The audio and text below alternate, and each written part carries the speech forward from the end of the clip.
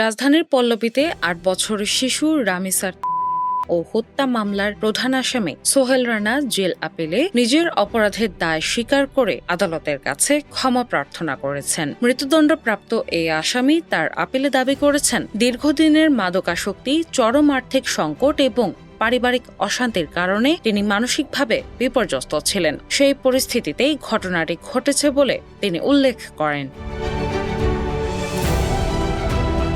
রোববার হাইকোর্টে উপস্থাপিত জেল আপিলে সোহেল রানা বলেন, তিনি অটোরিকশা গ্যারেজের মিস্ত্রির কাজ করতেন এবং দীর্ঘদিন ধরে ইয়াবা সহ বিভিন্ন মাদকে আসক্ত ছিলেন। মাদক সেবনের কারণে পরিবারের প্রায়ই ঝগড়া বিবাদ হতো এবং সংসারে অস্থিরতা লেগেই থাকত। জেল আপিলে তিনি আরও উল্লেখ করেন, এর আগে কখনো কোনো অপরাধমূলক কর্মকাণ্ডের সঙ্গে জড়িত ছিলেন না। রামিসার সঙ্গে যে মর্মান্তিক ঘটনা ঘটেছে তা নেশাগ্রস্ত অবস্থায় ঘটেছে বলে দাবি করেন তিনি।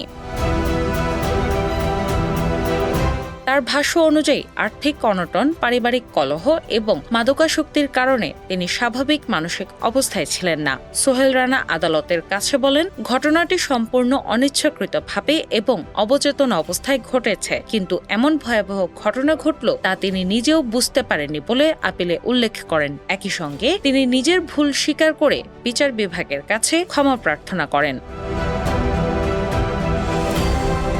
আপিলে তিনি তার পরিবারের দুরবস্থার কথাও তুলে ধরেন। সোহেল জানান, তার একটি মাত্র ছেলে রয়েছে যার পড়াশোনার খরচ বহন এবং পরিবারের ভরণ পোষণের মতো বর্তমানে আর কেউ নেই। ফলে তার পরিবারের ভবিষ্যৎ নিয়ে তিনি গভীর উদ্বেগের মধ্যে রয়েছেন।